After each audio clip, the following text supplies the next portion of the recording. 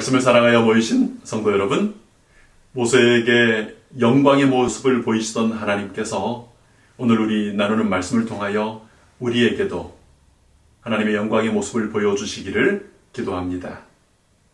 오늘 화요일 교과를 에바브라의 기도에서 나온 완전하고 확신 있게 서기를 제목으로 함께 연구하도록 하겠습니다.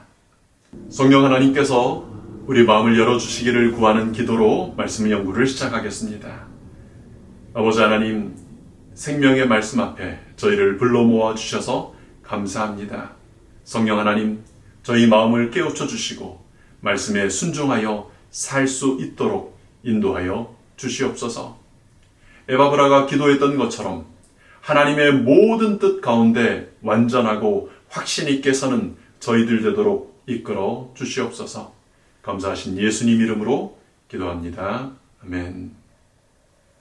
여러분, 오늘 아침에 어떤 기도 제목으로 기도를 드리셨습니까?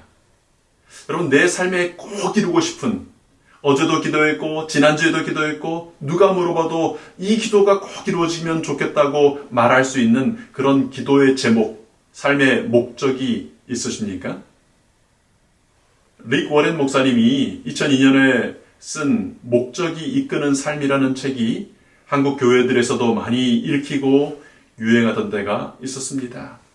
그 책을 쓰기 전에 먼저 집필했던 목적이 이끄는 교회라는 책과 함께 교회나 혹은 우리 개인의 삶에 있는 목적이 무엇인가를 생각하게 한 화두가 되는 그런 책들이었습니다.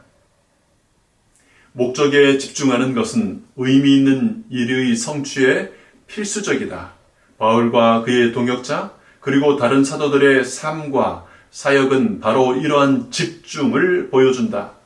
복음이 로마 제국 전역과 그 너머로 신속히 퍼져나간 결과가 그것을 스스로 말해준다. 오늘도 이와 같은 집중이 필요하다. 사도 바울이나 초기 교회의 사도들이 그저 구원해 주신 것에 감사하고 또 예배드리고 성도 간에 교제하고 이런 것들만 즐기고 만족하며 살았다면 어떻게 됐을까요? 복음 전파에 대한 목적 없이 구원받은 것에 만족하고 그저 모여 함께 교제하며 예배드리는 것에 마음을 평안하게 하고 그것에 만족하고 살았다면 십자가의 복음은 어떻게 되었을까요? 요즘 제가 사는 레시빌에는 봄이 와서 사방에 연두빛, 푸른빛 새싹들이 돋고요. 분홍색, 하얀색 꽃들이 피어나고 있습니다. 여러분, 생명은요, 감출 수 없는 것입니다. 생명이 있는 것은 반드시 뚫고 올라오게 됩니다. 하나님의 생명을 맛본 사람은 그 생명을 그저 간직하고만 있을 수가 없는 것입니다. 그런데요, 안에 감추인 생명이 드러나려면 일정한 기온과 일조량이라고 하는 조건이 갖춰질 필요가 있습니다. 태양의 빛이 집중적으로 비추어지므로 그 조건이 갖춰지면 싹이 돋고 꽃이 피고 그렇게 되는 것입니다. 겨우내 숨죽이고 있던 온갖 그 식물들이 지난 안식일을 기점으로 폭발적으로 성장하고 있습니다. 복음 전도가 결실을 맺는 것에도 마찬가지로 의의 태양이신 하나님의 빛이 집중적으로 그 영혼에게 비출 필요가 있습니다. 바울 사도는 생명의 복음 전하는 일에 집중했습니다.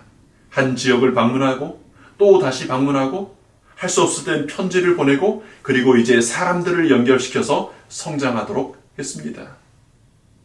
오늘 우리 교회에도 영혼의 결실이 맺기를 원한다면 그와 같은 집중이 필요합니다. 아직 결실이 보이지 않아서 실망스러울 수 있습니다. 그러나 우리를 통하여 반사되어 비춰진 하나님의 사랑의 빛과 그 따스한 하나님의 사랑이 집중될 때 폭발적으로 성장하고 결실을 맺는 순간이 분명히 오게 됩니다. 여러분, 그런 집중을 위해 필요한 것이 분명한 목적입니다. 혹 아직 명확한 삶의 목적을 가지지 못한 채 살아가는 날들이 있으셨다면 내 삶을 위한 하나님의 목적이 무엇인지를 알려주시라고 기도해 보시면 좋겠습니다. 하나님의 목적이 나의 목적이 되도록요. 말씀 속에서 또 교회의 사역을 통해 우리 주변의 이웃들의 필요를 통해 나를 향한 하나님의 뜻이 무엇인지를 찾아보시면 좋겠습니다. 우리에게 목적이 분명해지면 분명해질수록 우리는 아주 힘있게 집중할 수 있습니다. 복음 전파를 위해 집중할 수 있는 에너지를 주시기를 기도합니다. 골로새 4장 12절에 이렇게 말합니다.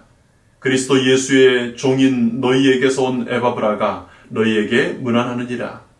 그가 항상 너희를 위하여 애써 기도하여 너희로 하나님의 모든 뜻 가운데서 완전하고 확신 있게 서기를 구하나니 그가 너희와 라오디게아에 있는 자들과 히에라볼리에 있는 자들을 위하여 많이 수고하는 것을 내가 증언하노라. 여기 소개되는 에바브라라고 하는 사람이 너희에게서 골로새에서 온 사람이라고 소개합니다. 우리가 이번 기 처음 1과 수요일 교과에서 이 에바브라와 골로새 교회의 관계를 공부했었습니다. 에바브라는 예배소에서 바울의 전도를 듣고 그의 동역자가 되어 고향인 골로새에 복음을 전했다.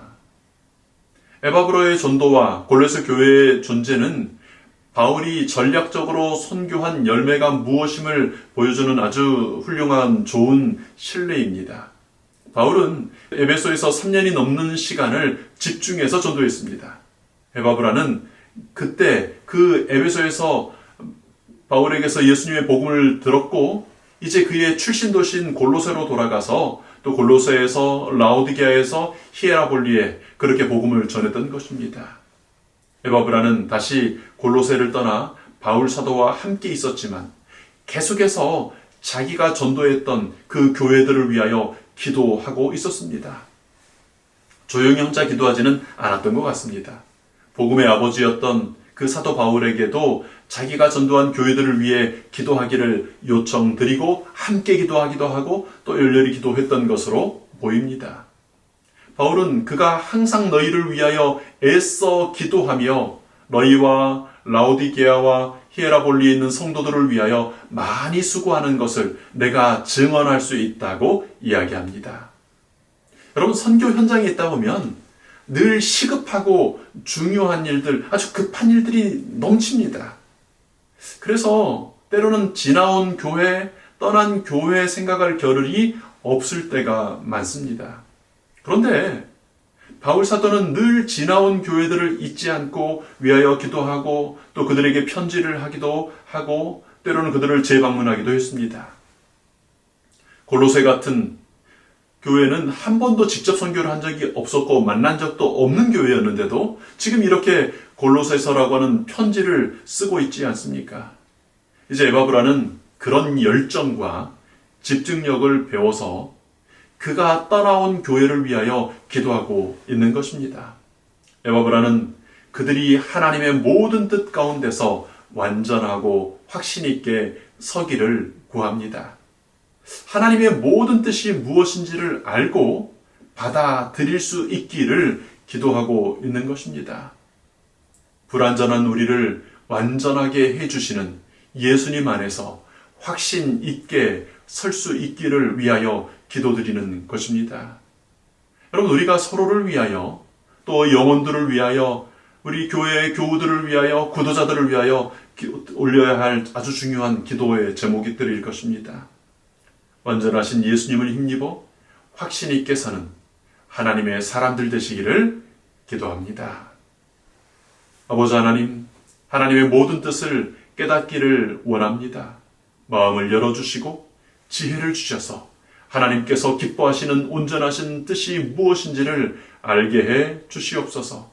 다 이루었다고 선언하신 예수님 안에서 완전함을 얻게 하여 주시옵소서. 주님 주시는 구원의 약속을 힘입어 확신 있게 서는 믿음에 굳게 서는 저희들 되게 하여 주시옵소서.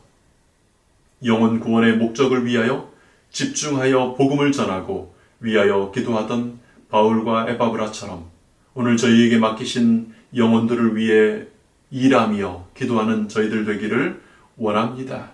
저희를 통해 하나님의 구원이 이루어지게 해 주시기를 예수님 이름으로 기도합니다. 아멘.